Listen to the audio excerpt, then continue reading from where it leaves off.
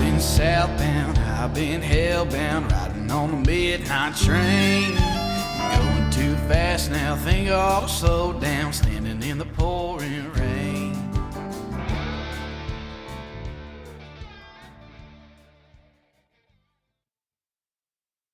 What's going on, guys? Tristan and Tony back with another episode of the One Hell of a Life Outdoor Podcast. What's going on, Dad? You're darn right. Darn right. We are back with another episode, and yeah, we're super excited, and we've got one of our good friends and what we call him a three-peat. Yeah, this is the third time for the Fowl Hunter. Yep. This is we got. Maybe I'll get it right this time. But we got Mr. Billy Campbell here with Dr. Duck and Dr. Duck Company, and super excited to have him on. And you know, we've gotten a chance over the years, if you've listened to previous podcasts, to get to know Billy in a very unique way, and it's really just how it's just supposed to happen, I guess, when you make friends. And we're super excited for you to take the time and out of your schedule to be with us tonight, man. Welcome to the show. Shoot, I appreciate it, guys, and I can promise I'm much more thankful for the opportunity than you are excited about it. They say, I guess, the third time the charm, so hopefully I'll get this one right. Yeah, okay. Hopefully we won't accidentally delete it or whatever, like I was just telling you off air. Yeah, we're sure the red button's flashing, right? And there's nothing worse either, because it's like our guest from last week, I had to text him and be like, man, I am so sorry. We had this hour conversation and all this cool stuff, and then it's like, gosh, man. I know That's you. a tough one. I know it. Yeah, you know, I told Tristan one time, I said, you know, the good thing about when something like that happens, the only positive you can grab from it is like, well, we can go back through it. We just have to act like it was original. Yeah, right. Right. Yeah, that's true acting. Yeah, but you know, that'd be a great topic to talk about a little bit about tonight. Maybe some of the proactive measures that we can take as videographers and producers of media out there to kind of, you know, segue some of that stuff, you know, and not have some of those issues. But man, Billy, do me a favor and just, you know, just about everybody in the waterfowl world, you guys are a household name anymore, and it's only due to the hard work and what you guys do. So just kind of give everybody, if they're new to the podcast or something, you just kind of give them an overview what you do and what you guys are all about. Yeah, for sure, man. Thank you. My name's Billy Campbell, the Fowl Hunter on social media, and my hunting buddy and I, Dennis, also Dr. Duck. We've been hunting together for 30 years or so, and primarily on public land. And I grew up hunting with my dad and lost him at an early age, and then kind of got away from it. And, you know, all of us go to school and start growing up and start smelling gasoline and perfume, I guess, and get away from the outdoors at some point. And, Yep. And I had a buddy of mine introduce me. He says, didn't you like to hunt? And yeah. And he said, I got this guy who wants to get into duck hunting. He ain't never done it before. And you seem like you'd be the kind of guy to hang out with him. And so I met him, and we hunted together, and we've been hunting together ever since. I guess I'm the only guy put up with him, or vice versa. But we did that for years, and we're kind of new to I was in marketing, and we weren't very good at keeping up with cameras and keeping up memories. And, you know, you got kids getting involved, and it was always fun to save those memories. And that's when that little Instagram thing came out around 2010 or 11. And I told Dennis, I said, man, we need to start just using this app to take pictures. That way you lose your phone like you do every year. It's okay, because it's all on the interweb, and those memories always be there. And we kind of poked fun at him, calling him Dr. Duck, because he put so much thought into the processes of waterfowl hunting. And we started a joke Instagram account that I ran, and we just posted pictures and had fun with it, and had some pretty successful years early on public land, and had a guy reach out to us, wanted to do a video project, and kind of fast forward, man, that's kind of what we've done. We took it to heart, to kind of made it our mission to share our story and what we do. And you know as well as anybody, you guys do, what you deal with when you hunt public land, and sometimes it can be frustrating. And we wanted to try and do two things, really, is get more people involved. As many public guys that hate to hear that, the truth is those numbers are going down, and that ain't a good thing. So we want to get more people involved, and we just want to, you know, we got tired of watching videos online that show people hammering ducks all the time. So we just wanted to share our story, kill them or not. A lot of the work that goes into it, the scouting. Do you want coffee that doesn't suck? Get the Duck.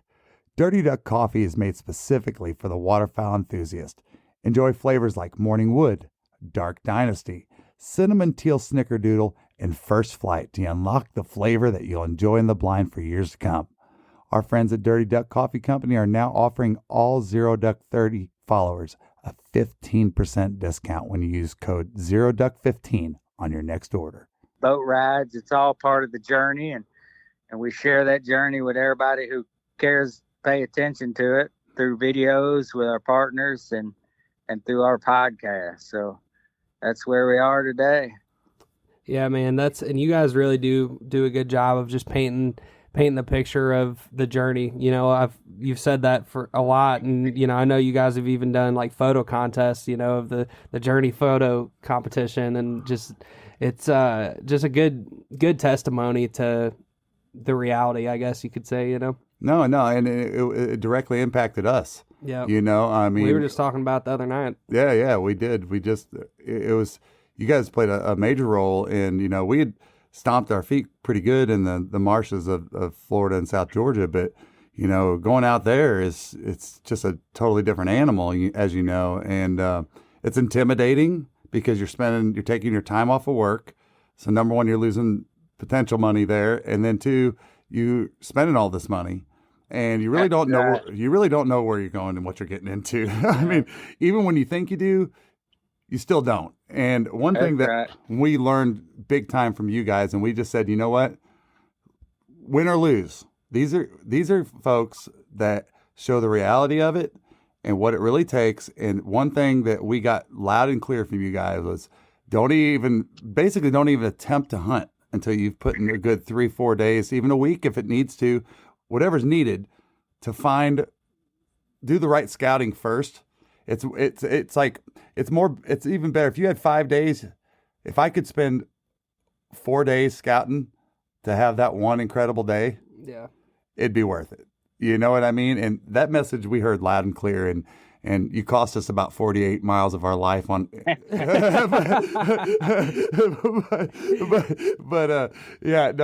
but we learned something and cut our teeth a little bit, you know, and it was a great experience. We didn't mess up any other public land hunters, which, you know, you guided us enough that we could go out there, learned a lot, and you know, the rest of it, you got to get out there and just do it, you know, and but thank you for you guys have inspired so many people, and more importantly, the right way to go about doing it, you know. And I think it's important that we talk a little bit about that tonight, because you guys in your message is very practical, and it's in the best for the duck hunter, every duck hunter. You guys share blinds with people.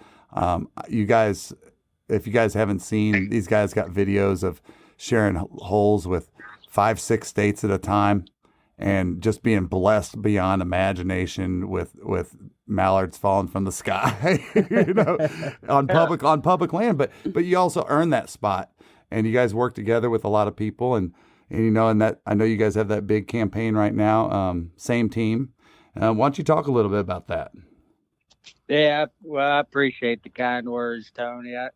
And I hope next time on your next trip, I hope you find them in quicker than 4. It's always better if you can find them in 2. But putting the work in is key, and it really means a lot that you understand that, and it means that, you know, there's so many different parts other than killing the journey that are such a good time, and just sharing time outside with others and meeting new people and learning what it takes to be successful is so important and valuable long term. So thank you for that.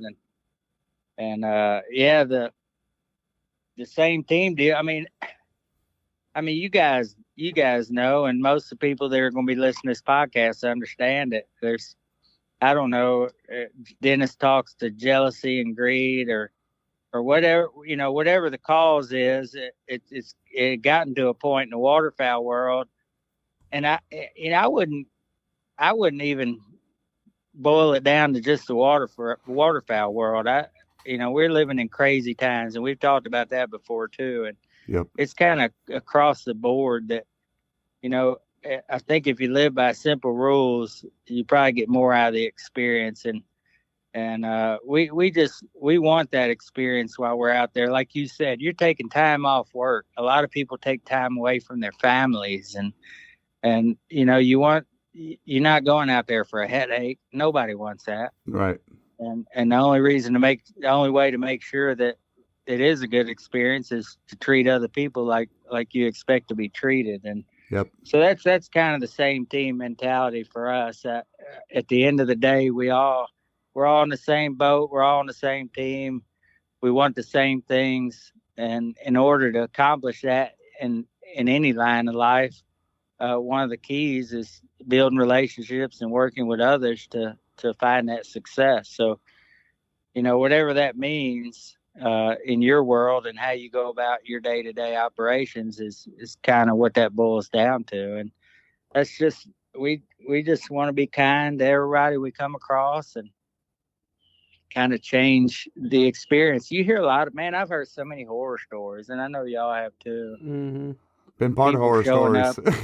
Yeah, I mean, it's just, it could be mind-boggling at times how especially grown men can treat younger men who obviously got a lot to learn and are trying to get out there and learn. We should be excited about them trying to get out and learn, man. That should be a big deal. Jump on in here with us, man. We'll get it done together, and maybe we both learn something. But knocking these kids in the head ain't gonna get it done. It gives a lot of them a sour taste in their mouth, and they get away from the outdoors. Yeah. Yeah. It's just not a good deal. So we hope that when our time is done here, that people realize, at least in the outdoor world, that everything else goes to hell in a handbasket on this planet. That we're the kind of, you hope that the outdoorsmen are the kind of last line of defense, really, and we got to be on the same team, man. It starts for us. It starts in the duck hole. Yeah. Yeah. High tide lifts all boats. That's right. No, it's a great point. And, it's whenever I guess, something I've thought a lot about is, we've all talked about the stages of a hunter, that a hunter goes through. And I mean, they teach this in hunter safety classes. I remember that back in the 70s when I took a hunter safety class, and I was like, huh. And I was like, I'm definitely in the killing stage. When I was first when I was a young man, I was just like, it flies, it dies. That's right. And if it's brown, it's down. I mean, all of that. Right. And I couldn't think any other way. And, I remember thinking about my stepdad taking all the time he was taking to teach me. And I was like, I wouldn't have the patience to do that at all at a young age. I didn't care. I didn't care about inviting none of my friends. I just cared about me going out and killing something. And I think, if you're in that stage as a hunter and you're hearing this, it might not make sense to you right now. That's okay. It's okay, because most of the population, you might not get it now, but as you progress, you'll get it someday. And that's fine. We'll wait for you. But no, I just think it's so important. What's also important from that same team dynamic is how it molds into the conservation side. That's right. Yeah, and I mean, if we all work together and we're all more combined, I mean, let's face it, we all know that outdoorsmen saved species in this country. Yeah. by large, I mean, we would not have them today if it wasn't for outdoors. We were the first line of defense to say, whoa, hold on, we got to help protect this or we're not going to have it. You know, and thank God for people like Theodore Roosevelt and some of our great presidents that have been a big part of that stuff. But, you know, I said this the other day in a post. I went on a rant and I was just like, look, man, you don't even realize it, that when you drive down the street and you see that new shopping center going in, think about how many shopping centers and neighborhoods, no matter what age you are in your life, even Tristan as a young man or me and Billy up in our hundreds, you know, we can think back. If you really sit and think about it, it's pretty mind blowing. If you took 30 minutes to really think about the sum of properties that you've seen go away, and that's happening constantly across America, you know, and we got to protect that. So, yeah. Now, and one of the ones that blows me away is like, you'll see a graphic every once in a while from like Ducks Unlimited, and it'll be like how important the wetlands are to our entire ecosystem. And like, we've done such a bad job of like diverting waterways and stuff like that. So when there's flooding, it's like catastrophic, you know, and it just really makes you sit back and look. It's like, man, we think we know how to play God a little bit better than God does sometimes. Well, and Billy, you had I know you had had an incredible guest on you guys' podcast that was the director of the Wings Over what was it? Wings Over Water? Was that the name of the movie? Yeah, the documentary that was put out about the importance of the prairie pothole region. That's right. Yeah. Listen up, guys. Waterfowl season will be here before you know it, so book a hunt today. Williamson Outfitters offers exceptional duck hunting along Florida's Forgotten Coast, targeting redheads, bluebills, buffleheads, canvasbacks, and much, much more. Lodging and fishing packages are also available. Mention the One Hell of a Life podcast when booking and get 15% off your next trip. Spots are filling up fast, so call or text Captain Chris at 850-251-8650 or visit floridaducks.com. And a lot of people don't know this, but it's a significant part of the ecosystem of the world as the Serengeti, the Okefenokee, the down in Florida, the big one, the Everglades. I mean, these are, and it's not just ducks; it's all waterfowl. It's home to millions upon millions of species of birds, and I love the fact that they're trying to, you know, the whole goal with that was, I think it was going into 10,000 school systems or something like that, Billy? Yeah. Yeah, I'll be honest with you. Like you said, we and our hunters, my memory ain't that good. But the gentleman from the Sporting Classics TV show is who that guy is. And he does a lot of really neat conservation work. And that was a neat deal, the way they put that movie together. And like you said, they put it in front of kids, you know, and trying to catch them kids early so they understand. Yep. Mm-hmm. That was a super big deal. That's a great point. Yeah. Well, and you know, we've talked a lot about how like hunters and non-hunters, what we don't call them is we don't call them hunter activists. We call they're uneducated to what we do. You know, and they don't understand why we do. But one thing we share in common is conservation. And but going back to just, you know, not to get too far off track, but that's what's important about us having this togetherness and really pushing out the negative out of our industry. I think we've had enough folks that you guys are connected to, we're connected to, that have the opportunity to be a media channel, that have locked arms, that just say, we're done with this crap. We're not, that's not going to, you'll weed your way out of the positive will weed you out. And I think that the community is making a big shift, in my opinion. I've seen it more. Yeah, well, I hope so. And you mentioned it, you nailed it with those stages that you talked about of a hunter's life. And, you know, I wasn't really aware of those. I didn't recall that from Hunter's Ed where I took it. I grew up in Arkansas is where I had it the first time. And I just don't remember that, but I remember being older and our outdoor writer at a media company I worked for shared that with me, and I was already moving through those stages by that time. But you know, I didn't have anyone, Dennis and I, we learned everything about what we know and what we do on our own. We didn't have anyone to help, and moving through those stages, as you talked about, if you had the opportunity to help someone understand that earlier in life, how much quicker would they move through those stages and start sharing 100% with others, so it's a really good point you made.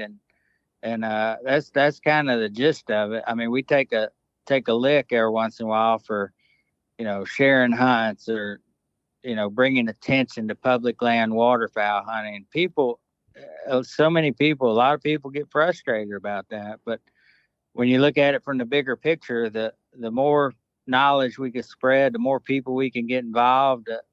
The bigger the boat we get, the more people we get in it, and the more we can accomplish as conservationists. So to your point, which is an excellent one, it all works together and goes full circle. Hopefully it will. And hopefully we do see some of those things you're talking about improving in the industry. Yeah, no, that's a good point, Billy. And you've actually, you've a couple different times you've broken down numbers on just federal duck stamp sales and things like that on Instagram or on the podcast. And like you said, the numbers are going down and just duck stamps that are bought. And the other thing too is like, sure, it's like, oh yeah, there might be this public land or whatever that bringing attention to or whatever, but it's the way you guys do it is putting out the right message. And I think that's, important. So. Well, I appreciate that. Mm-hmm. Yeah, I think the positive far outweighs the negative. It's in our opinion, regardless, it's a fight worth fighting. Yeah. I got a grandbaby now, man, and he's only 2. Well, he just turned 3, but introducing him to fishing is fun, and that's gonna be duck hunting for too long. And mm-hmm. and I want him to have all the resources and opportunities that we've enjoyed, or even more if that's possible. And the only way we're gonna get it is to keep sharing the good word. So 100%. So how I don't think we've really talked to you since probably sometime just randomly throughout duck season or whatever. But how was y'all's season this year? It was all right. I think it was pretty much like everybody else experienced. It could have been better, Mm-hmm. We had you wouldn't think it with all the rain we've had this year, but we had a lot of dry, and then we had some really cold, and it was just the same story, probably a little worse than what we've talked about the past few years of how a lot of these birds are just hanging out up north. Mm-hmm. Now with that said, we did get a really cold burst early that pushed a lot of ducks down, and we probably had one of the better years closer to home than we've had in several. A lot of those ducks hung out for a pretty good bit here, and we got water through the season. And we like going up northeast, but when stuff starts freezing up there, usually down here we got Interstate 20 and 30. Y'all are very familiar with 20, I'm sure. Oh yeah. It runs just north of us. We're probably, I'm only probably 10, 12 miles from 20, and then up another 30, 40 miles of that'd be Interstate 30. But we always used to joke about those two interstates. I guess the traffic starts breaks down that cold front all the time. So any significant cold front that pushes down the good weather, the snow, the rain, whatever it is, it's pushing down. Once it hits those interstates, it just kind of wipes it out. So when everything else freezes up, you can usually find some pretty good spots here to get in. So that worked out good for us last year. And, it's always, we had a great year as far as just hanging out with other folks. We met a lot of new people. And, it's such a big part of the journey for us. And that's just, that makes it a good time. And we got that South Dakota draw, which, is always nice because we've made some pretty good friends up there in that area, and we get to go see them. So stuff like that's a big deal to us, and that made the season a good one. As far as the duck numbers go, I kind of I boil that down by saying I can honestly, I mean, we've been blessed, and I had to go way back. I mean, way back to log keeping days for me when there was a year where I could tell you I got skunked more than once. I mean, and in fact, probably the last 7, 8 years, I don't know that if we had any days that we got skunked, it'd have been one. Last year, I think I had 7. Wow. That we didn't shoot a duck at all on a hunt. And that was, I mean, it's part of it. We've been there. And that's just part of the deal. And some of that was timing for us, being at the, wrong place at the wrong time, or the right place at the wrong time. Yeah. And that's just how it worked out. But yeah, I think go ahead. Overall, it's a good year. Yeah, you're good. Go. Oh no, I was just gonna say, like, and it was a weird year with the if you look like at Forbes Waterfowl or any of the surveys that fly the Mississippi River, like the mallard numbers, like well into the season, were like 10-year lows. Yeah, it was really weird. That's right. Yeah, no, and I kind of think that's a great point to kind of jump into this, because it's on the recent radar. Is we've had some actual scientific data come back here recently, specifically on 3 species, over a 60-year study with the U.S. Fish and Wildlife and Ducks Unlimited, and I don't know if you've seen that yet, Billy, but they're talking about how the migration patterns have shifted since the 90s on basically on mallards, pintails, and blue-winged teal. It's pretty interesting. There's no doubt about it, Louisiana folks. I'm sorry. I mean, it just clearly shows that mallards just are not going as far south as they used to. Yeah, and that's we talk about that, but it's all cyclical in my opinion, and I think obviously the weather plays the biggest part of that. And I gotta say, I spent some time in Louisiana last year, and I saw more ducks down there than I've seen down there in years. Wow! And I was calling everybody that I knew in Louisiana, told them they big fat liars. Ducks over there for the last few years. I ain't gonna lie to you. We shared some time with some good friends of ours over there, and I bet they got this one area they don't hunt a lot on this property, and there were 250,000 ducks in that place, man. And this was in I want to say it was in November. Wow. I could be wrong about that, but and it was just so it just goes to, and that's what I was saying. We had that good cold push.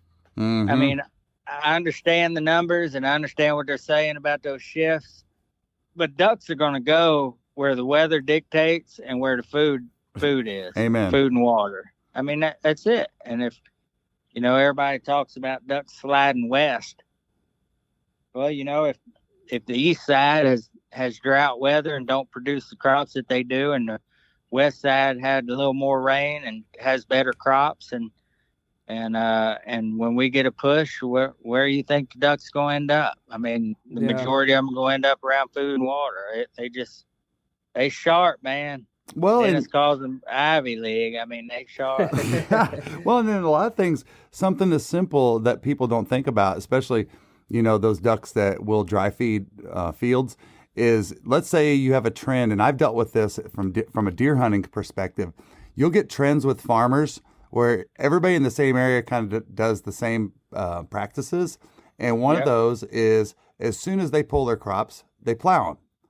And a lot of it has to do with the soil content and their beliefs. And if you get it in the ground sooner, then you use less chemicals and, all that kind of stuff. But I see it in trends across, especially in Illinois.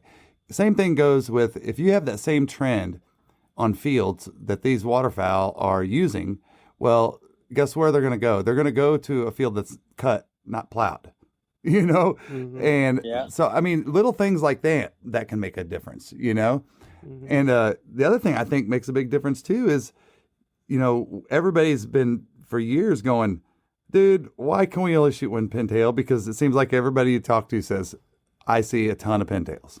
Yeah, well, Well, depending on where you're at. Yeah, depending on if where you're hunting at, there is a giant amount of pintails. Guess what? You're going to see a giant amount of pintails. But if you're in an area where they don't go, you're going to be going, dude, I understand why we can only shoot one pintail. Yeah. So Well, you're probably gonna be able to shoot 3 this year. yeah, looks like they're looking at making a change. And one thing I found very unique about that was the way it read about the Atlantic Flyway. We don't see near the number of pintails on the Atlantic Flyway that we do on the Mississippi Flyway. But the rule states that if it's approved, whatever that limit is, the Atlantic Flyway will be 3 or none. So basically, if let's say the Mississippi Flyway, after their study, they say, nope, the numbers aren't there. It's dropped below the 2.23 million we were at or whatever it is, then all flyways are shut down. But if they approve, say, 1 pintail on the Mississippi Flyway, then Atlantic Flyway you can shoot 3, and it blows my mind. I was like, is this a typo? Did they mean Pacific Flyway? Yeah. So I don't know how that works, Hey, but save yourself trouble. And I mean, you talk about the farmer stuff. I ain't no farmer. I'll leave that to the farmers. But I tell you what, I ain't a politician either, and you don't want to get me started on regulations. no, Mhm. no, no. I know. I don't get a lot of that.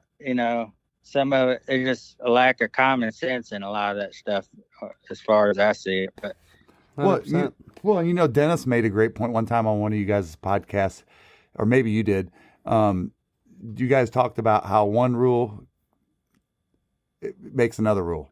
that's right. And that's You what. got to have a rule to regulate the rule, and Yeah. then they got to have another rule to regulate all the things that changed when they put the other rule in place. And I feel sorry for the game wardens when it comes to that, having to. It's kind of like that motor deal they're doing over there. They put that decibel deal in place first, and you got all these guys trying to measure the how you even say the amount of decibels, the loudness of these engines. Mm-hmm. That's just a cluster. Yeah, that's crazy. No kidding. And now, but now it's end up making another rule. Now if it ain't stock, it ain't legal. So, it's just one after the other. But see, there y'all go. Get me started on regulation. All right, let's go. We opened the can of worms.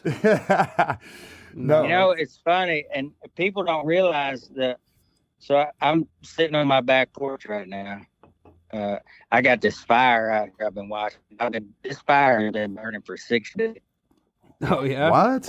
We had tornado activity out here, man, and we had, I want to say, 19 trees go down on my street. Oh, my gosh.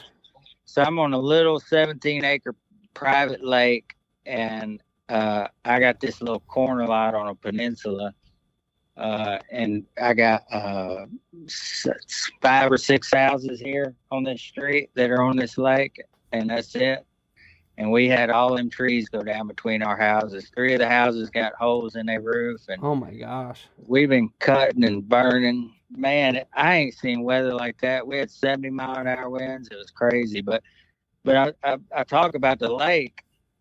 I got a letter in March, and the letter was, and this is about the same time that the AGFC is meeting on all those regulations. It could be changing the situation for non-residents, and y'all know the deal and all that. I ain't gonna get into it, but so we're kind of talking about a lot of that stuff at that time, and then I get this letter in the mail. And so this lake, we have a little HOA. It's privately owned land, and it's owned in our little HOA corporation. And I get this letter that says the state is considering putting in a water master program. Huh. Y'all ever heard of that? No, No. never heard of it. Me either. So I'm just curious. I start making phone calls, and anyway, long story short, it's a situation where the river basin that I'm in here, they want at our expense, everybody would have to put in a meter, and they would measure and regulate any water in or out of any of the ground shed water in this basin. What in the world? And you guys would have to pay for it? Yeah, right? We got to pay to put in a meter so they can regulate our lake on private property. What So in the world? obviously, yeah, I continue to make these phone calls. Well, they finally had a meeting. It was just last night, actually. And so I go to this meeting, and one of the crazy, we talk about getting people involved. Yeah. Out of this river basin, this area, they went over 1,000 letters went out. There were 2 people showed up to this meeting. I was one of them. Oh, I guess wow. getting old, I guess I've become that guy. But you know, if somebody's telling me that, I'm thinking this is concerning. Yeah. Mhm. So I get to the meeting, and the proposal is they put in a water master to make sure that everybody that's in this river basin gets the water they need, whether it's for cows. We got a lot of cows here. Farming, cows, residential, industrial, whatever. Everybody falls in a category. They measure all the water, and they make sure all the water gets done. Well, you know, I'm just saying, like, well, who pays for this? Mhm. But you would pay to put the meters in. That allows us to regulate it. The first year, the staff we have to put in place is $870,000 a year, Oh my gosh. and it'll be $670,000 every year after that. And I'm like, well, who pays that? Is that like tax dollars, or I mean, what's funding this government agency? And he says, no, unfortunately, that total expense will have to be borne by the stakeholders of the water in that basin. That's insane. What? What kind of communist shit is that? I mean, I forgive my language, but my goodness. That is actually a conversation that I'm engaged with here in the good old state of Texas. Oh my gosh. Wow. But look, and I made this point with them. The regulations when it come to waterfowl hunting, you know, I'm still in conversation with a lot of people over possession limits, and you know, being able to travel with more than 3 days of possession, at least to eat them. Yeah. But the regulations are just getting out of control. And then when you have stuff like this happening, and who knows how many levels this is happening at which we're going to become responsible for paying for these fat government agencies that are doing nothing but regulating. We're talking about rainwater. Yeah. I mean, where does this go? And, you know, people got to start talking about it, and when I talk about those 2 guys, me being one of them at that meeting, all the people that live in this river basin, only 2 people showed up to share their concerns. Otherwise, this would have taken place. I'm sorry to drag that story out. No, Obviously, you're good. I'm very passionate about it right now because I ain't got much, and this is a little, you know, something I'm very thankful for, and want to keep it the way it is. But you know, if people don't get involved, and you know, I think AGFC, a lot of people dog that agency, and I don't get it. Everybody makes mistakes, and maybe they made some, maybe not. Maybe long term will prove otherwise. But at the end of the day, Mr. Booth and those guys over there, they want to do a good job. Yes. A lot of people decided that. And they want input. And I think they've shown over this last process, how they're going to take that input and make decisions based off of it. We got to remember, we're driving the bus. Yep. And we just, if we let go of the wheel and we don't voice our concerns in those situations on a consistent basis, what's going to happen to that bus? Somebody else is going to take that wheel. And I think that's what we're seeing across the board in this country. And we just gotta speak up, stay involved, and make sure things go the way they need to go. Yeah. And I did drag that out for like a long time. No, you're good though. It's, you know, it's interesting to hear just to shoot the shit about random stuff like that, and just hear about different stuff going on in the country, you know. And at the end of the day, it's like that's kind of the whole point of having a podcast anyway, you know, is just to be able to talk about it. Yeah, talk like you're in the duck hole or in the locker room or wherever you might be, you know. Yeah, so Yeah, don't bring up locker rooms either, because we'll start talking about the Braves. Yeah, I know. Hey, did you know they have the highest hard hit ball rate in the majors? No, that's crazy. Wow. They are number one in the majors on percentage of hard hit balls. That's Wow. wild. And I think I read they're last in major 5 offensive categories, like runners in scoring position, average, home runs, everything else. They're like in the bottom 5 in all those categories or something like that. So Crazy year. So yeah, That'll so tell you I how mean, much good leadership means to a team. I mean, losing those 2 coaches they lost has obviously had a significant impact, because ain't nothing else changed. yeah, because they lost the third base coach and somebody else. Well, I'll show you how good. I mean, Washington proved how good he was when he took the Rangers to the playoffs several years back before he started acting a fool. But he's good, and he obviously played a big part there, because they got some stuff to get together and get right. Hey, Billy, real quick, something's going on one of our ends with the audio. Yeah, so you know, you were just talking about the leadership with the Braves, and yeah, man, it's been a weird year. I mean, there seems like the Phillies are kind of taking it to us in the division, and we're like 10... Watch your mouth, young man. Hey, I don't want it to be that way. Well, don't speak it into existence. You know, I've always said with everybody that's in my little circle that It's in the teens that morning, and maybe you're chasing ducks or geese. But now it's September and it's 85 degrees and you're hunting early teal or geese. As a waterfowler, you need dependable weather protection that will not break the bank. Founded in 1996, Frog Togs is not only the leader in breathable wader technology, but a company you can depend on to keep you warm and dry, head to toe, no matter your hunting environment. Stay bone dry by using discount code ZD315 for 15% off not only your first purchase, like most discount codes, but how about every single purchase you make from now until December 31st, 2024? I think, baseball's always been kind of the pure sport to me. Mm-hmm. I don't know how to explain that, but I think I always thought with Washington, you remember, I don't know if it was his rookie year, and we may have had this conversation, but I'll never forget Bryce Harper walking behind the plate when he went into Atlanta one of those first years, and he drug his foot across that A and scratched it out. Yeah. You ever seen that clip? Yes. Man, I think I broke that TV that day. Right. But he's obviously a great player, and good And a for punk. him.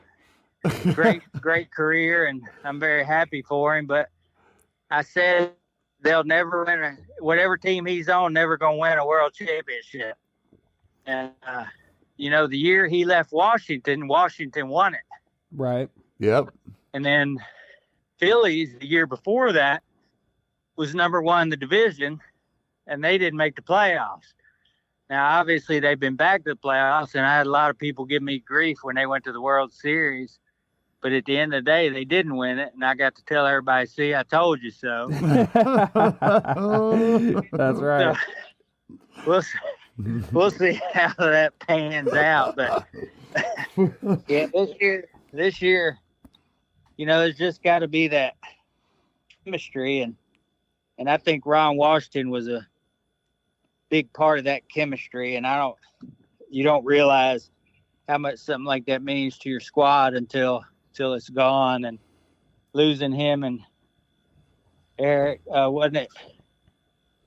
They lost first base coach too.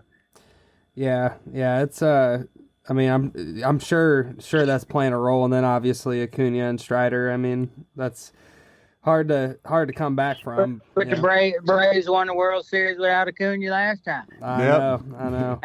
Look, and I'm a huge Braves fan, but Acuna got a little of that in him too, a little of that showboat in him too. So I think that you've seen that change as he's grown up. Yeah, for sure. And I think he's been much more humble last couple years versus the first few. But Sure.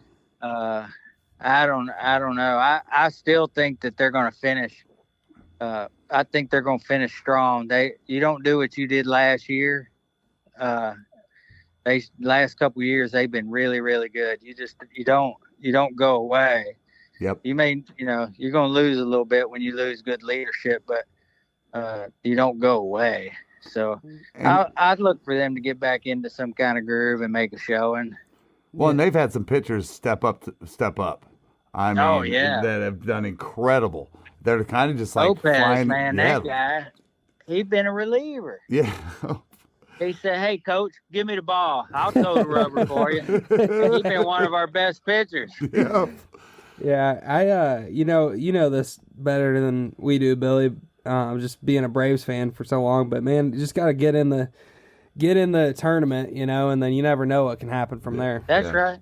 Oh, you're right on, Tristan. Whoever, and that it's like a great example. That is what happened to Braves last year. They ran into a buzzsaw. I mean, they wasn't hot They were hot the entire season up until right before the playoffs, and it's whoever's hot at that time has got a big advantage. Look at what the Orioles are doing right now. Well, when we came out this season, right out of the gates, like we was lined up at the Kentucky Derby, and we came out the same way this year. I was like, "Stop it! Stop it! Stop it!" Yeah, right? Let's build up to something, guys. That's right. I was like, "Stop! Stop! Stop!"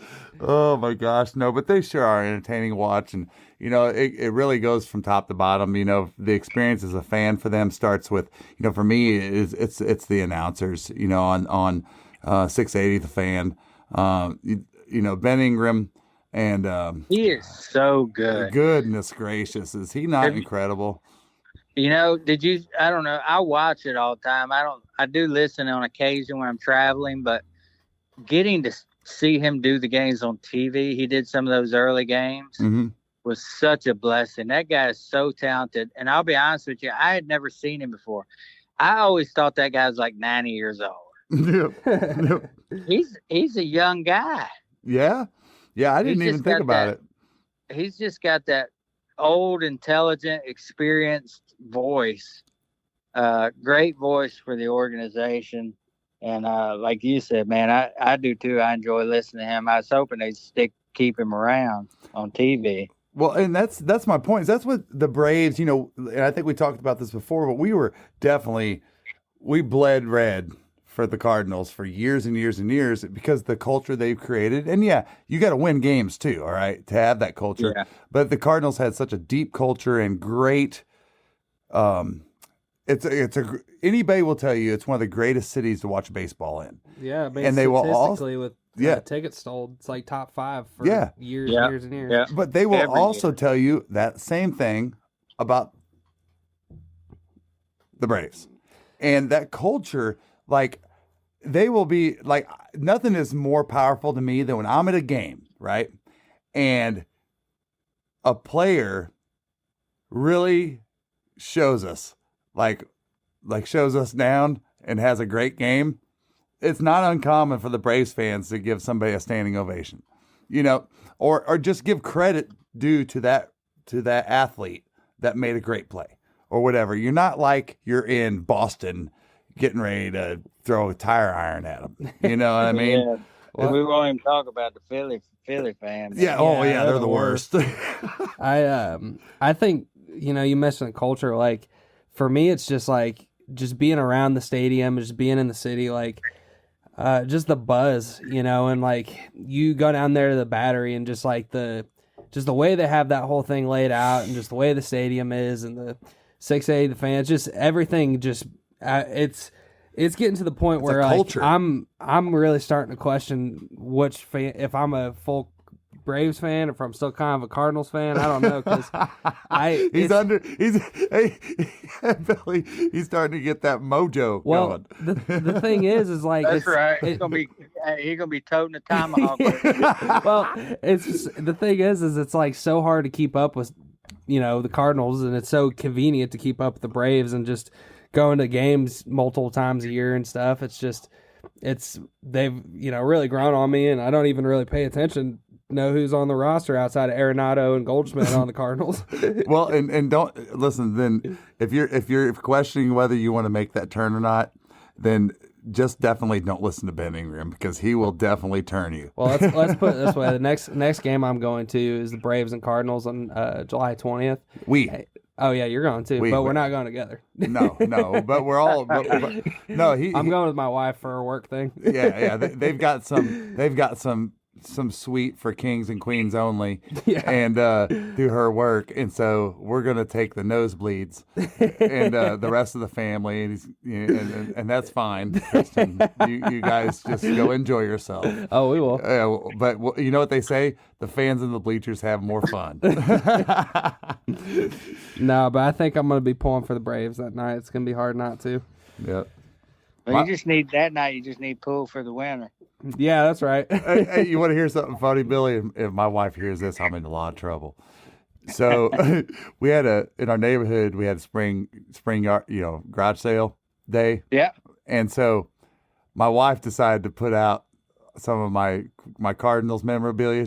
I go, what are you doing? She goes, well, she goes, this is nice stuff. Like, you have some nice stuff. She said, people are, somebody's going to want it. I go, okay. Not in this anyway, it got down, like the last day where you start giving stuff away and doing stuff for free and just trying to get this crap out of your house. One of the last things that were still sitting there was all my Cardinal stuff. Oh man. I was like, see, I told you that stuff wasn't going anywhere. You can't sell Cardinal stuff in Atlanta. Come on. So, Billy, what do you guys got going on this summer? Are you doing any family vacations? Or I know there's obviously the Delta Expo for you guys for the duck hunting standpoint, and what all you got going on? Yeah, honestly, just take nothing big planned, just hanging out. You move too quick down here, you just can't quit sweating. So yeah, hopefully not a lot of anything.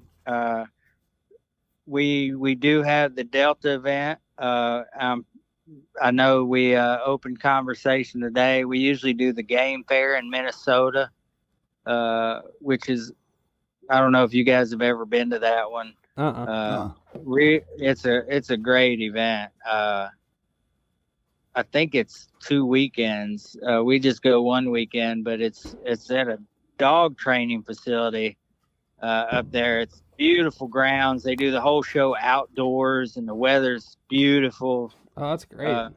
Yeah, I think that's early September, late August, somewhere in there. But those are really the only two things we got cooking. In all honesty, we're already working on plans for duck season. Yep.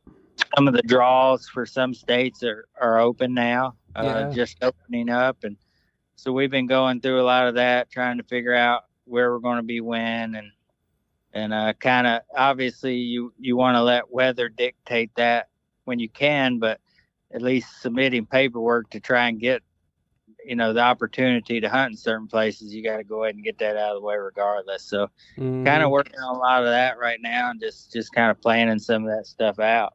Oh yeah, no, I feel you on that.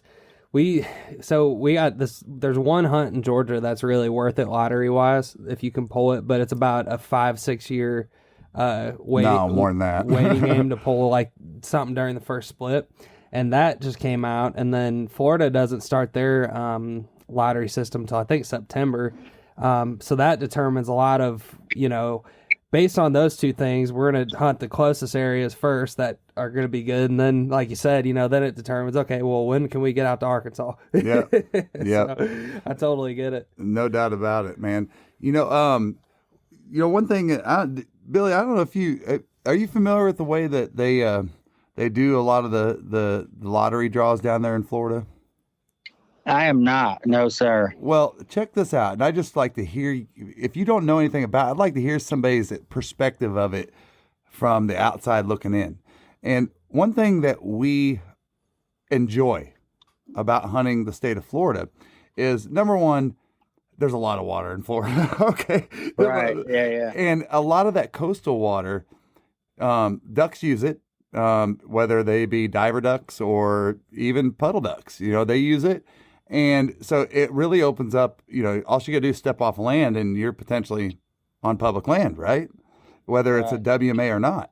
Well, and public waterways are public waterways, no matter where they go. Well, one of the things they do at many of their WMAs is, for example, they have a WMAs that they call STAs, okay?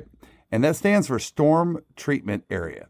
And what this is the state of Florida, a lot of people don't realize, has like some of the dirtiest water in the water table than any other state.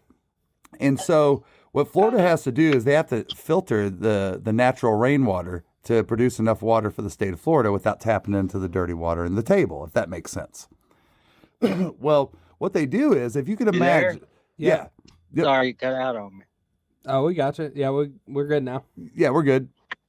But if you can imagine this, Billy, if you take from, say, west to east, and you look at miles stretch going west to east, what they do is they grade this land to where the water slowly creeps through a vegetation system that happens to be incredible habitat for ducks. Okay? And what that vegetation does, those natural moist soil plants does, is it filters the water. All right? And then we use it for drinking water. Well, it creates incredible, I'm talking about, when you hunt some of these areas, you are seeing ducks on the epic proportion, I would call Arkansas type style numbers of ducks, thousands, right? So what they've done is they draw lotteries on these, and they've created cells within all these areas that you can hunt. And so, like, for example, if you win a lottery, and let's say they allow 25 boats, you can bring 4 people. And when you go there that morning, they do a draw there, and you get to pick the cell you want. And when you're in that cell, nobody can hunt that cell besides you. And most of the time, I will say that a lot of these cells can be a mile square. So you're able to hunt an area. You don't have to worry about anybody shooting your swing birds, all that kind of stuff. And the most important thing they do is every single hunter that comes out of that, every bird's checked in. You can look up every WMA in Florida, and you can actually look at what the birds counts have been for year after year after year. And like, let's say, for example, you're like, dude, I want to go after black belly whistlers. You can look at these WMAs and these STAs, and you can look and say, oh, wow, this one really smokes them. I want to put in for that lottery. But these places are an average. If you can imagine, most of these are averaging anywhere from 4 to 4.5 ducks per hunter. Wow. It's an incredible thing for public land hunters because it's a very structured process. And guess what?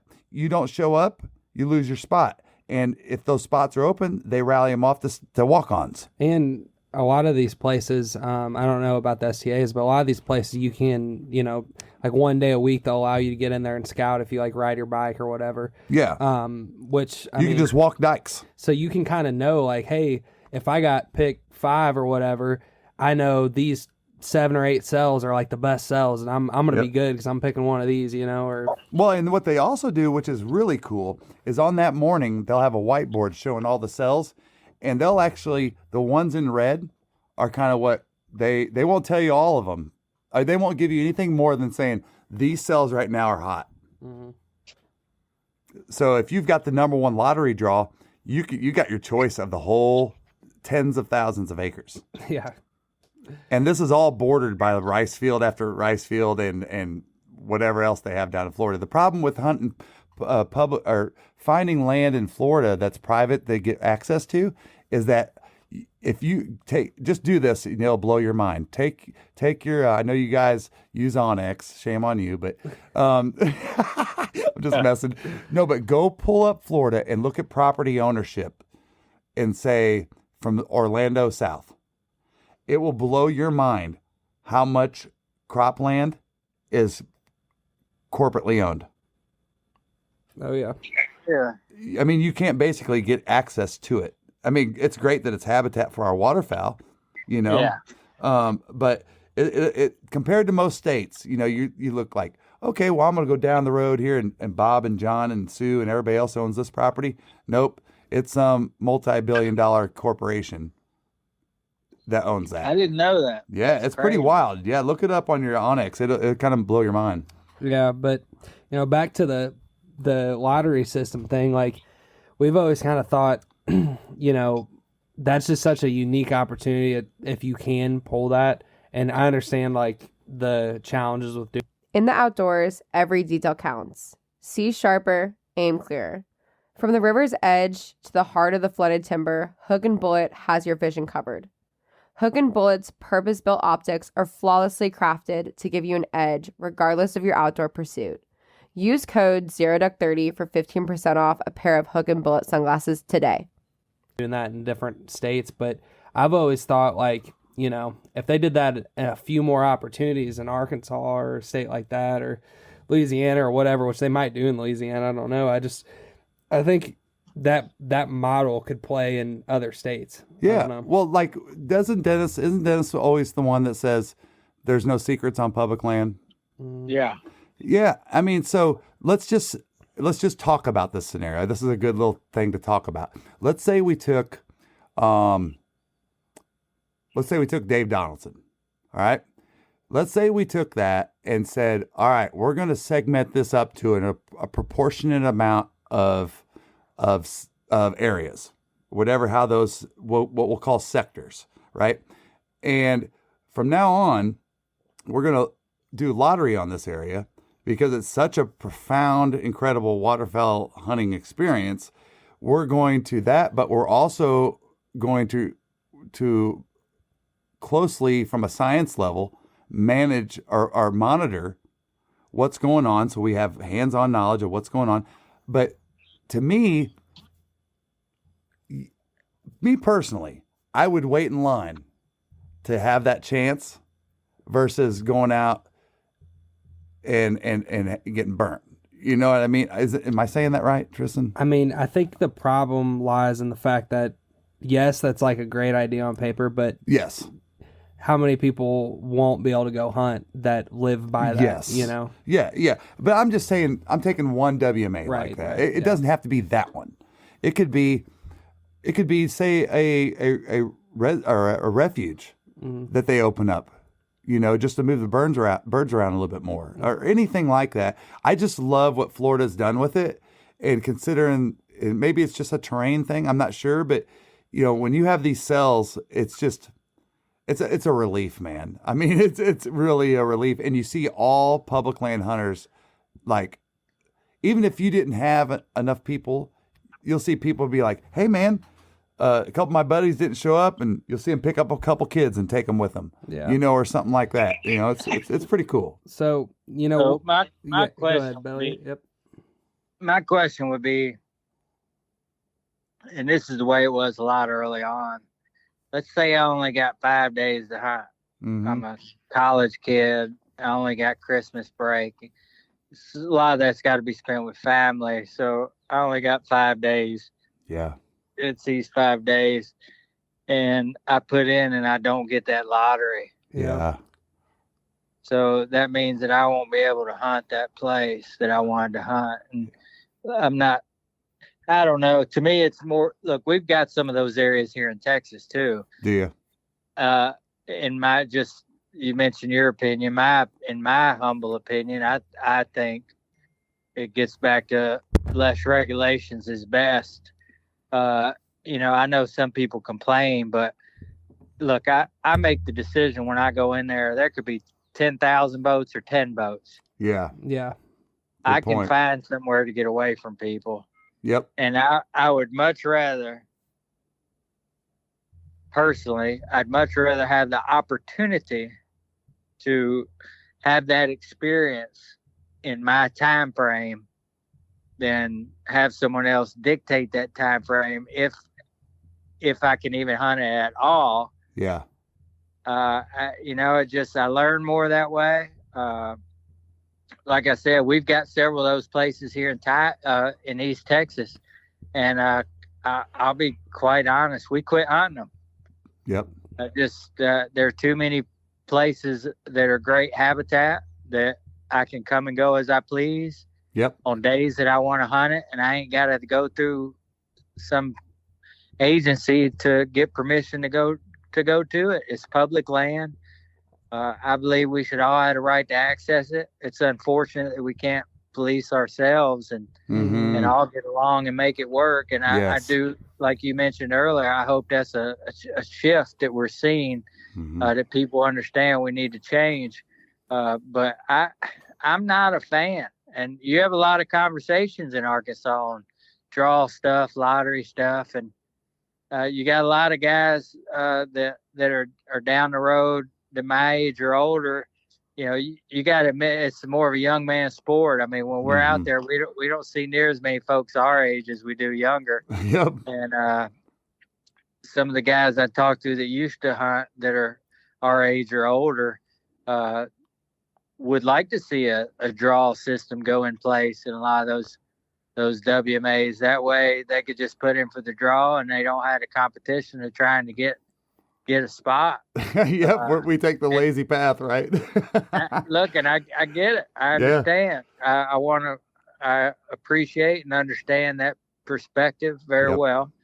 But at the end of the day, it gets back to that kid or even a grown man that's got kids of his own and a job, and you only get 2 weeks vacation a year, and you're going to spend 3 days and you want to take a trip, and you mentioned Dave Donaldson, whether it be there by Maid or wherever. I want to go hunt them big flooded trees, but I didn't get picked for the lottery. So obviously you'd make the most of that, find somewhere else you go, and it'd probably be somewhere that didn't have a lottery. Yep. Yeah. So I wish we'd just allow, it's kind of like that, I don't know, y'all need American to work freedom it out between yourselves. Yeah. Maybe, I don't know. And maybe I'm too stubborn about that stuff, but I am not a fan. We had one, man, I'll never forget. Richland Chambers is a place here that off the Trinity River that was a great place. We used to find a lot of success there, and it's so close to Dallas, and similar in respects to Florida you were talking about. We're 98 plus, I don't know, 97.8. Huge percent of privately owned property, and it's very hard to get permission here. So just the traffic, the large population of somewhere like Dallas getting out to hunt Richland Chambers was just kind of consumed with it. And I understand why they made that decision to go to a system like that, but they have those cells in place. They do a draw and you get a cell to yourself. You get it for 3 days. Everybody that goes enjoys their time. They're going to see birds. They're going to shoot birds, and that's great. But when they put that in place, we quit hunting it. Yeah.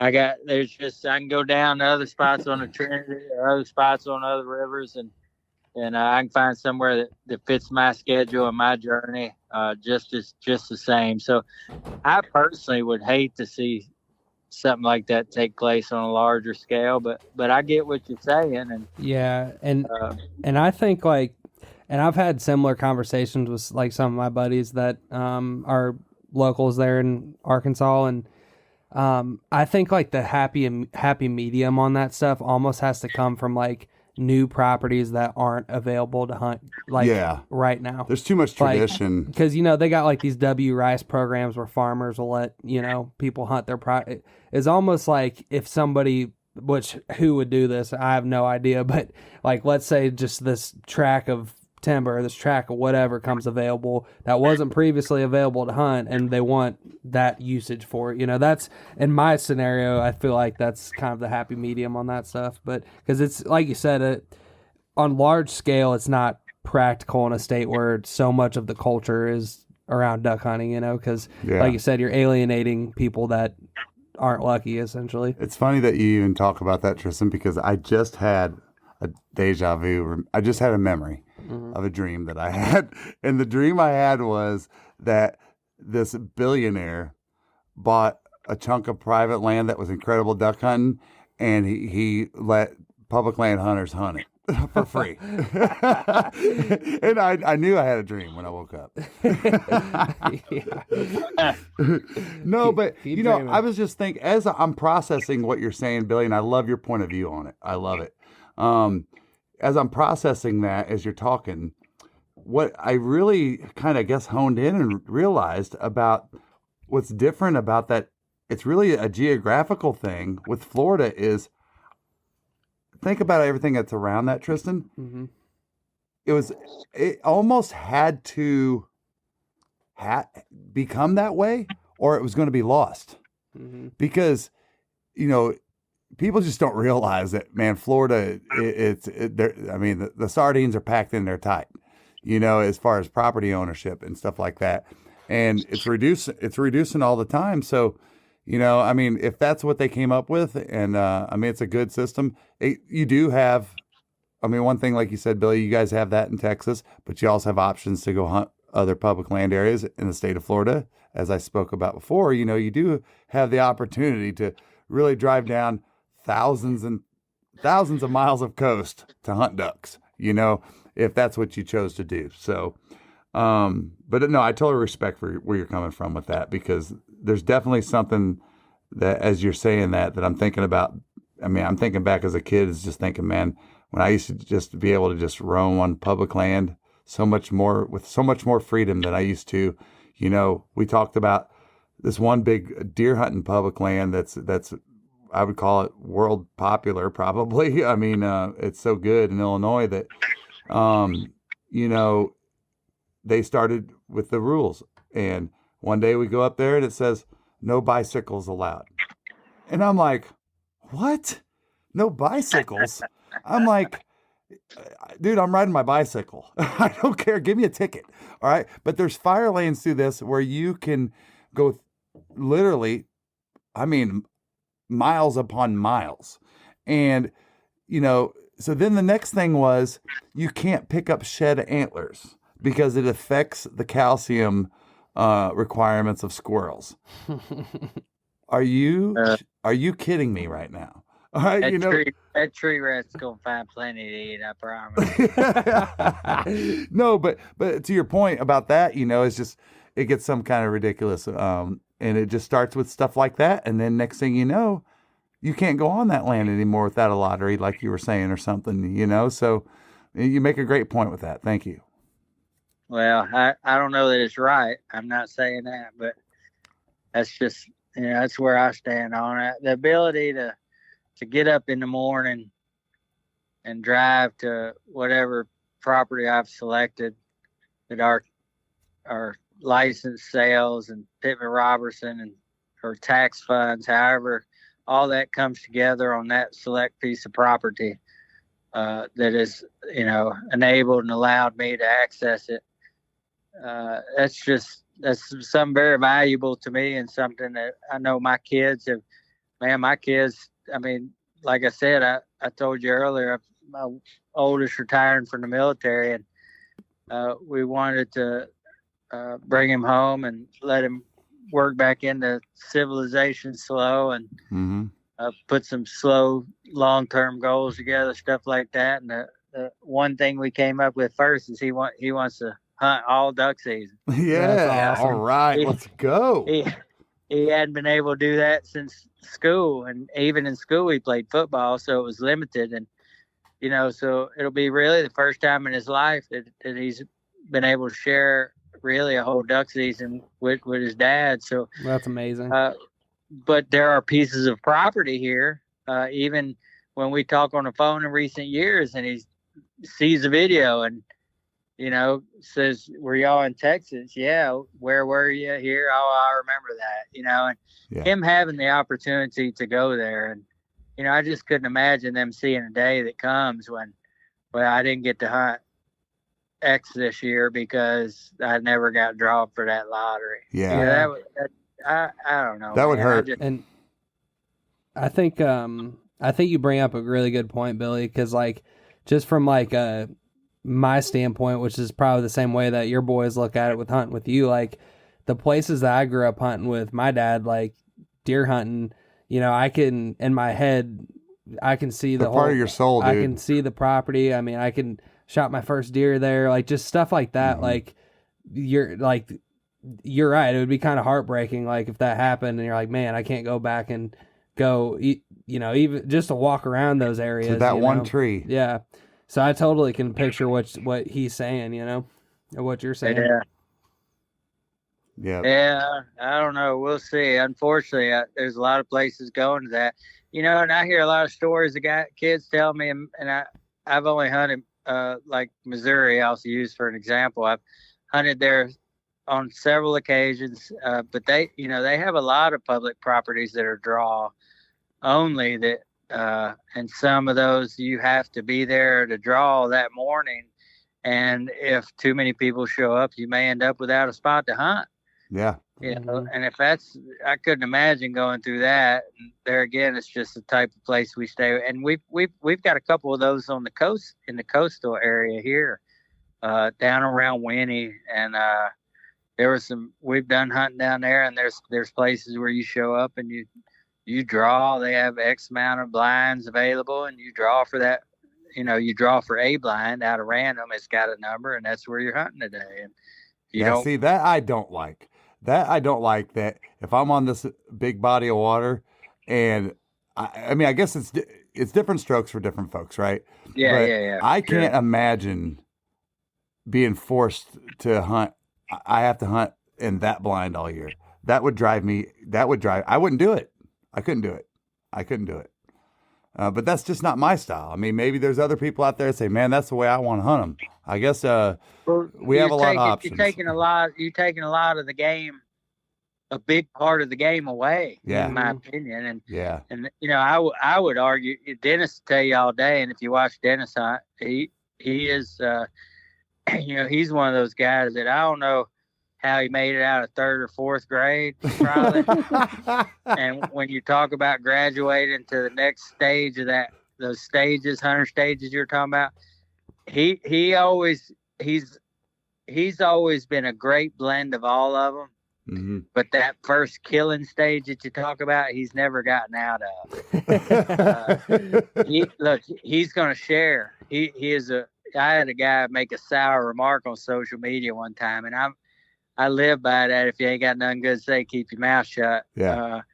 And you won't see me respond publicly to that, but I did reach out to that gentleman and just let him know that I felt like, you know, not only are you incorrect, sir, but if for any reason you were unable to walk to that spot that you're discussing, that man is so kind, he would carry you.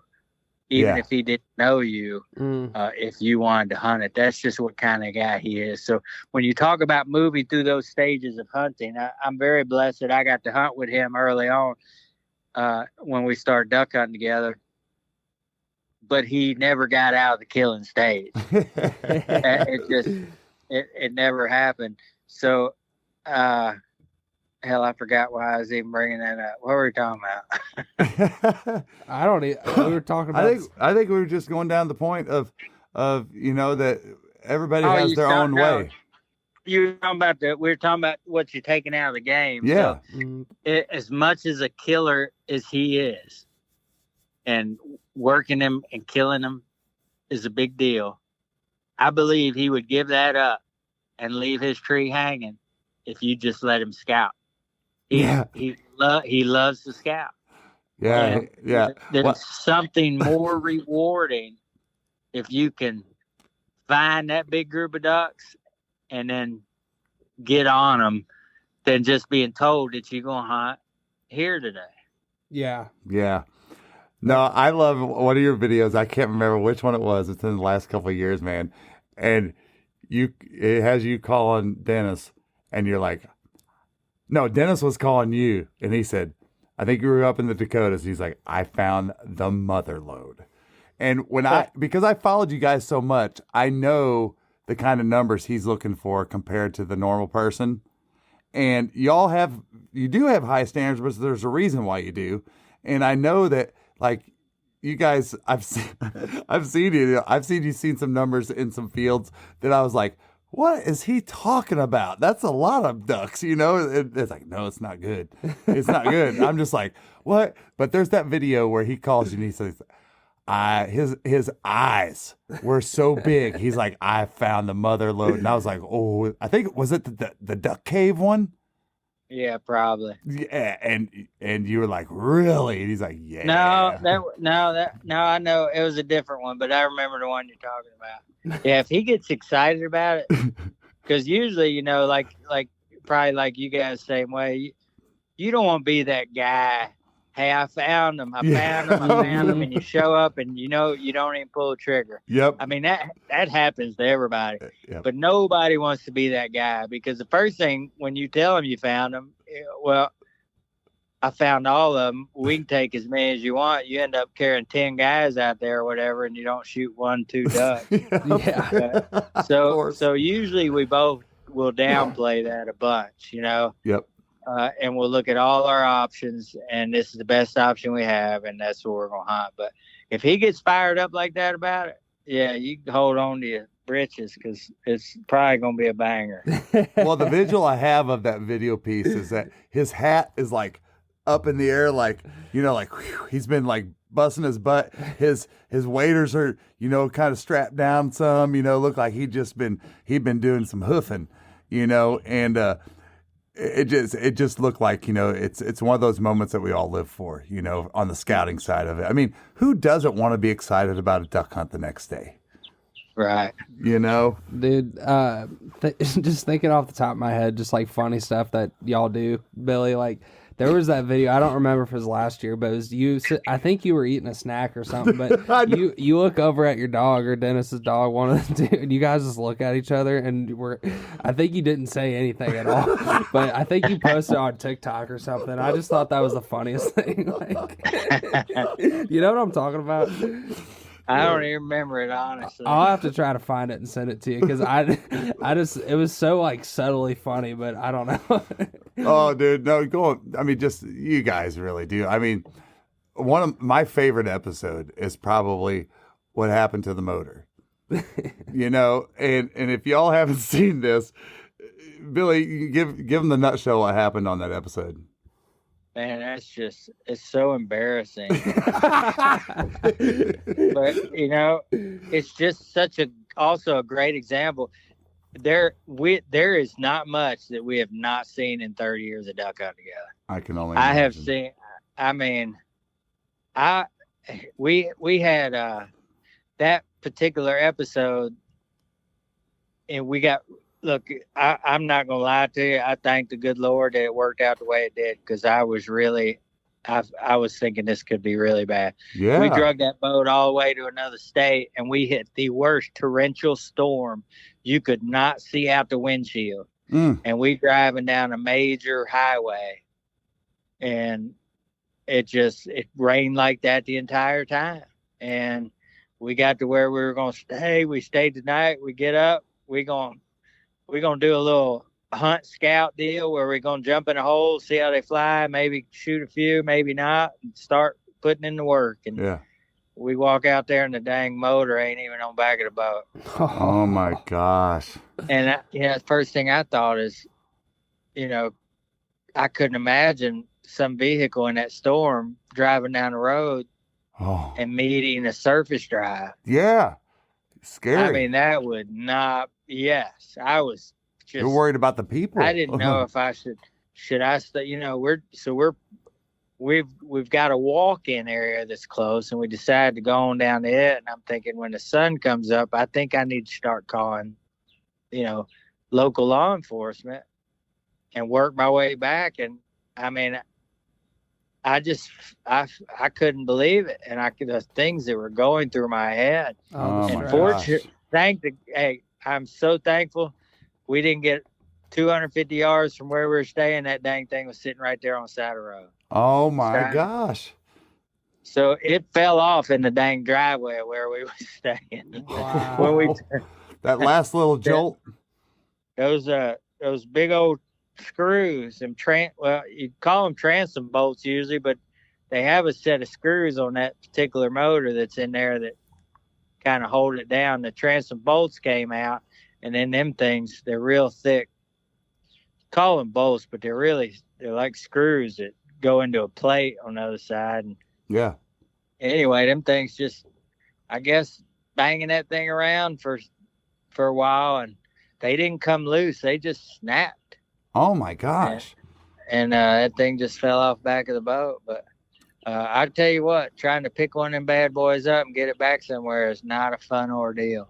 Oh, I bet. Well, if it makes you feel better, you saved me from potentially letting my motor fall off the back of my 40XD almost fly off, because ever since I watched that episode, I can't not take my boat out and go check my motor mount bolts. I mean, where it mounts there, I got a Gator tail, and when it mounts there to the back of the boat on the, it's a what they call a transom saver plate, I think. Yeah. Yep. I always go out there, and one day I go out there and I could turn both of them with my hands.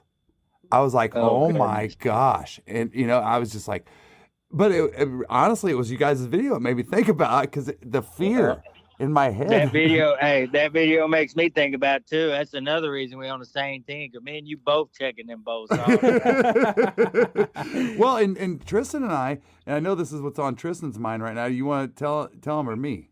I mean, we went out to, this was during teal season, like probably 2020. Yeah. And we went out on this Gator infested coastal rivers that are affected by the tides, which I know you guys experienced up there while you were brant hunting.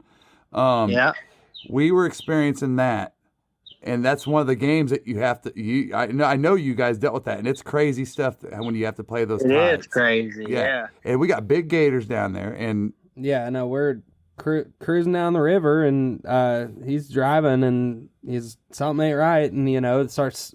He's like, the motor's falling off, and we basically had a situation where we got it to the side, to the bank, thankfully, but the motor was literally hanging on by, I think, one. All the motor mount bolts that were, what do you call the lock nut? Lock nuts? Yeah. Yeah. Every one of them came loose. I mean, I want to be the conspiracy theorist and say that some guy came up and, loosened them up at one point, but wouldn't you have to loosen a lock nut? Exactly. But literally, Billy, we were running an 8-foot long tail, because that's what you run a lot in Florida, and you don't have it, big dog. I know. Well, I never wanted it again. Let me promise you. But that was my first starter boat, and we had they called it a Swamp Harley because it had straight pipes on it, and some redneck stuff, and. But anyway, we're running that thing down the Altamaha River, and I said, Tristan, it's like, I feel like the balance is off. Something's off. And then I go, oh my God. And the way that thing sits, you got 4 bolts that go in vertically into this plate, and the motor starts to slide off the back of the boat. And I just turned it straight for the bank, so we get to the edge of the bank. Well, we put it on the edge of the bank. I literally have to jump out, and this is a place that I'm not going to over-exaggerate, but there's probably 8 to 12-foot gators in this area. I have to jump out on the bank of this during a tide change. Honestly, the gators were the least of my worries. No, the tide scared me the most, honestly, the tide. But I was having to stand, like, literally on the edge of the bank. I was, like, digging my foot in the mud up to my chest. I'm trying to push the 8-foot longtail up in the air to put it forward into the boat. And I'm trying to pull it. Yeah, Tristan's trying to put the bolts back in. And yeah, you talk about the weight of those things. Oh my God. It was something else. And long story short on that, it was kind of turned into a little bit of a survival situation, honestly. And we shot 2 ducks that teal season morning, and I think we both cried. It was the most important ducks we shot them at. You had to stop hunting at 12. We shot them at was it 11? Yeah, it was like at 11. We didn't even get out there until 8:30, 9 o'clock, and we thought, man, Well, guess what? You can't kill them from the couch, you Yeah. know? And we went out there, and you would have thought that we had shot, some really incredible hybrids. Yeah, that's what it's all about, I guess.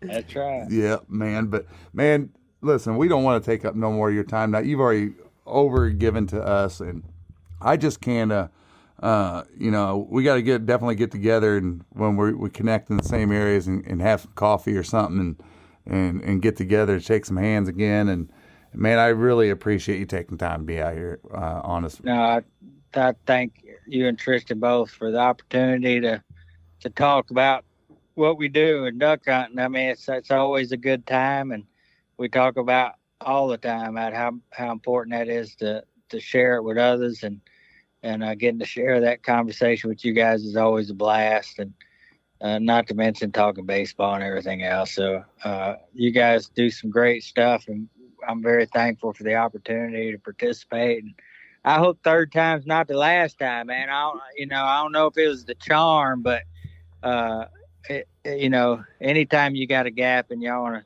chit chat, I'm always down, brother. Yes, sir. Thank you so much, man. We always really enjoy it as well, and it's always one on the schedule that I look forward to. So I really appreciate it. Well, and it just kind of circles. Not that I don't look forward to them all. Yeah, right. But it just it's in the same way how we're just so equally aligned. I think us with the whole thing of it's one hell of a life, and you all with the messages that you're pushing, and that we just keep breeding in this positivity into the hunting industry is such an incredible thing. And y'all lock arms with us and let's make it happen.